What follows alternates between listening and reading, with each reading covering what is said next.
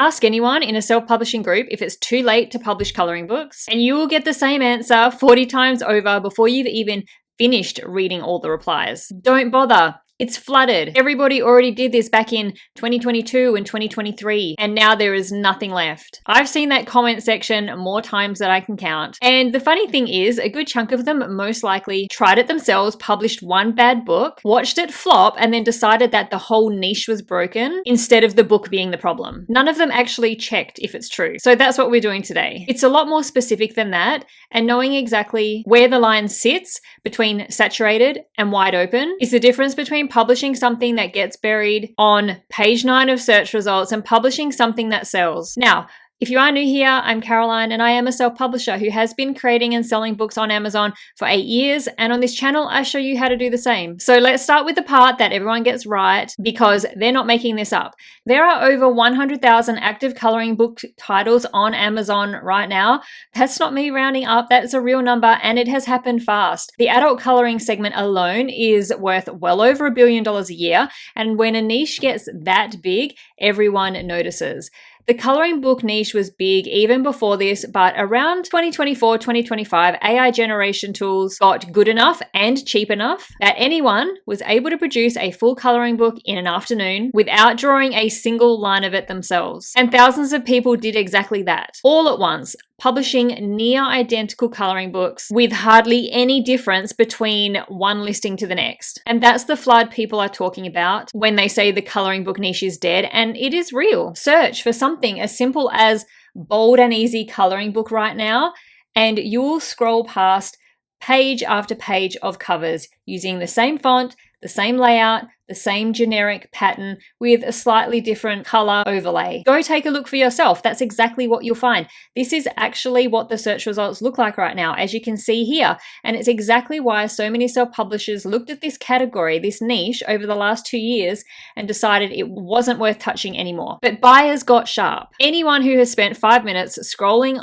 coloring books on Amazon in 2026 has seen the bad AI line art. Lines that don't quite connect, hands with the wrong number of fingers, patterns that repeat in ways that hand-drawn ever would. People notice now. They leave reviews about it, and those reviews sit right on that listing for the next buyer to read. What used to be an easy shortcut is starting to work against the people who took it, because the buyers in this niche are paying closer attention than they were 2 years ago. Now, plenty of good publishers still use AI somewhere in the process, and that is totally fine. The buyers that are scrolling in this niche in 2026 aren't outright rejecting AI content in their coloring books. They're rejecting the version that nobody bothered to clean up. A real person checking every page before it is published and live on Amazon, catching the warped line or the extra toe or finger before a customer does, is turning into that dividing line between a book that sells and a book that gets buried under 1-star reviews within the week. Now, one quick thing before we get into where the room in this niche actually is, I want to point you towards something that's going to make the rest of this video a lot more useful to you. I put together a free report that ranks 100 profitable KDP niches by competition and demand, and coloring books are one of the dozens of niches broken down inside of it. It's the exact kind of research that I'm about to walk you through, but already done across 100 different niches. The link is down in the description box. It's free, it costs you nothing, and it'll save you dozens of hours digging through the Amazon search results yourself. So the saturation that everyone is talking about is concentrated entirely in the broad generic terms. So if you go to Amazon and type in adult coloring book, you're wading into thousands of competitors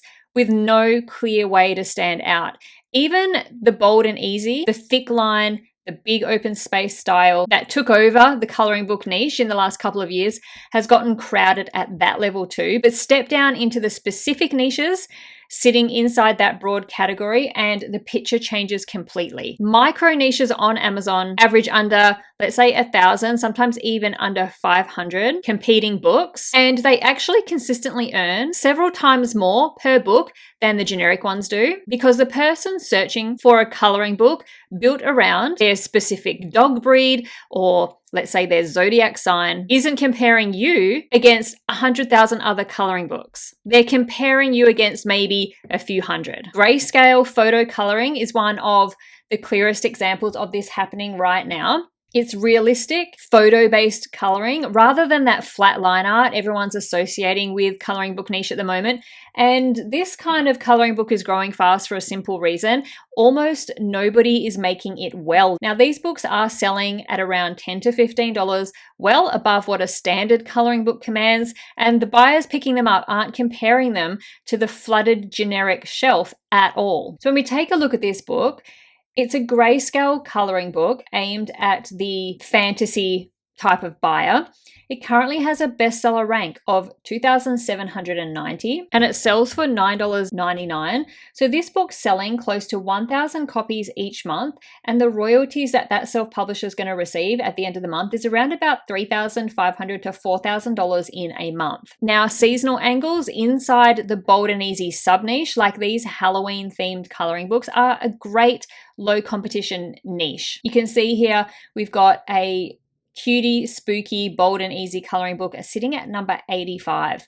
You've also got this Spooky Things Bold and Easy coloring book. This one's sitting with a bestseller rank of 87,537. If you're interested in how much this book is making, I'll pop it into the book sales calculator. It has a bestseller rank of 85 with 88 pages, selling for $9.99, which means it's making around the $40,000 mark per month. Now, this brand is one of the most popular coloring book brands on Amazon, but that is a pretty insane numbers for a coloring book that has targeted a micro niche within the whole coloring book niche. Now, cottagecore themes are a really cute micro niche that is very popular. We have these ones here from a self-publisher called Amelia Green that's done this really cute, cozy, cutie cottagecore sort of theme. And this book has a bestseller rank of 17,444. It is 95 pages and selling for $9.99. So this one's making around $1,000 per month. So it's not a bestseller by any means, not one of the best-selling books on Amazon either, but it's just a consistent seller making around $1,000 per month. And so you can just imagine if you did have a series of 10 or 20 of these kinds of coloring books targeting a very specific micro niche, and really anything with a specific enough audience attached to it, all of that still has room. Another one is faith-based coloring books built around a specific denomination, hobby angles like gardening, camping, or fishing aimed at adults who already spend money on those hobbies everywhere else in their life. None of these show up anywhere that near that 100,000 book figure in the search results because they were never competing in that broad category, that broad niche to begin with. The generic version of this niche is full. It is saturated, but the specific version, the micro niche version of it isn't. And that gap is exactly where the opportunities are sitting. Finding these pockets isn't complicated. It just takes actually doing the work instead of guessing. Search a specific term, a specific keyword phrase on Amazon, pull up the top 10 results and check how many reviews the best-selling book for that search term actually has. If the top result in that micro niche has, let's say, 40, 50, or 60 reviews instead of 4,000 reviews, that tells you the demand is there, the demand is real, but the competition hasn't caught up to it yet. Run that check across a handful of ideas before you commit to one, and you'll know within an hour whether you're walking into a fight or you're walking into an open space. There's also something happening on Amazon side that is actually working in favor of anyone building this kind of business the right way. The platform has tightened its rules around AI, generated content, and duplicate or mass-produced catalogs, like the ones that defined that 2024 flood of books, are getting suppressed or even pulled out entirely, not because they were made with AI, but because they were just low-quality carbon copies of other books, or the publisher has just been mass publishing books, thousands and thousands of books, and just sort of flooding the platform. The flood isn't just aging out relevance on its own. Amazon is actively clearing pieces of it. It's a slow process, but it does mean that the field is sort of thinning from two directions at once. Buyer skepticism on one side and platform enforcement on the other side. CocoWyo started exactly where you're starting right now. I remember CocoWyo being one of the newer coloring book publishers back in early 2020s, maybe even earlier, when I also started publishing books on Amazon KDP. At the time, Jade Summer was the biggest coloring book brand, and I remember CocoWyo coming in and just starting to really dominate over the next few years. A small group of self-published creators, no publishing deal, no existing audience, just putting coloring books on Amazon, like thousands of other people were doing at the same time. What they did differently was build one unmistakable visual style. Soft kawaii illustrations with big bold outlines, and stick to it completely instead of chasing every trend passing through the niche. They started posting the process of coloring their own pages on TikTok, and it caught on because watching someone fill a big, satisfying shape with color is oddly compelling to watch, even if you've never picked up a marker in your life. And by the time the publishers came calling, their following had grown into the hundreds of thousands across TikTok, Instagram, and YouTube combined, built almost entirely on that one simple idea. Every one of those followers already had a reason to want the book before it existed. Within a few years of it catching on, they signed a 6-figure publishing deal with Penguin Random House. Now, the lesson here isn't to go viral on TikTok, although that is very helpful. Most people aren't going to build that kind of following, and that is fine. It's not actually the point. The real lesson is what they did before that actually happened. One clear visual identity that's instantly recognizable, one consistent format that they didn't dilute by branching out into 5 different styles at once. They built something that people could actually attach to instead of listing a generic bunch of books and hoping that the algorithm found it for them. And I've mentioned it before, but that is the difference between a book that disappears into 100,000 similar book listings and one a buyer actually remembers. You don't need a TikTok following to follow the same principle. Before you create a single page, decide on the one thing that is going to make your books recognizably yours. Maybe it's a specific color palette carried across every cover in your series. Maybe it's a consistent character or a motif that shows up book after book. Maybe it's a trim size or a page style nobody else in your niche has bothered to try. Publishers who skip this step end up with a series of unrelated one-off books that don't reinforce each other in any way. Publishers who nail it end up with something that starts to look like an actual brand, and brands are what buyers come back to. So here's what this all means if you are sitting down to create and publish a coloring book. Your cover carries almost the entire weight of whether somebody clicks in the first place, especially at thumbnail size on a phone screen. Look at the top 3 books in whatever niche you're targeting, the real bestsellers, not the average listing, and treat that as the bar you need to clear. If your title isn't instantly readable, once you shrink the cover down small, redesign it before you publish. Most buyers are scrolling past your listing so fast, maybe in under 2 seconds, and they're not coming back to give it a second look. The sweet spot that most coloring books land on is 50 to 70 unique different designs and coloring pages, which works out to somewhere around 100 to 140 pages once you print it single-sided. So most coloring books, I would say, are around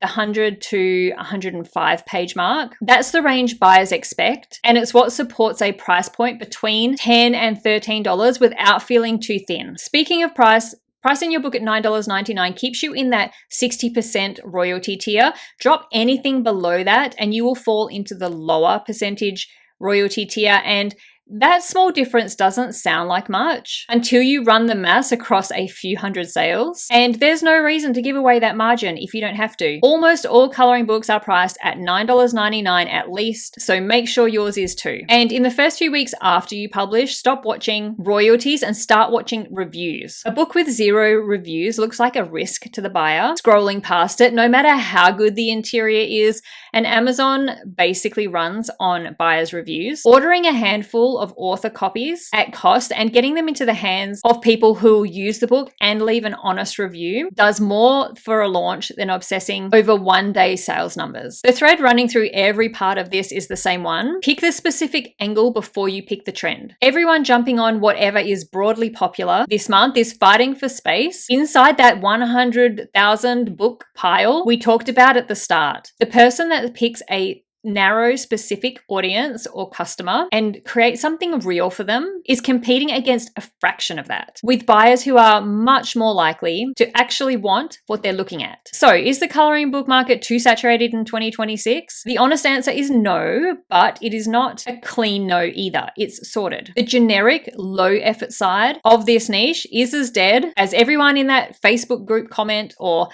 everyone on that YouTube video comments says it is, and anyone still publishing that way really is wasting their time. But underneath that, in those specific corners that nobody's bothering to look at closely, there's more room here than most of the people arguing about it online are willing to admit. The market didn't dry up. It just stopped rewarding the people that do the least.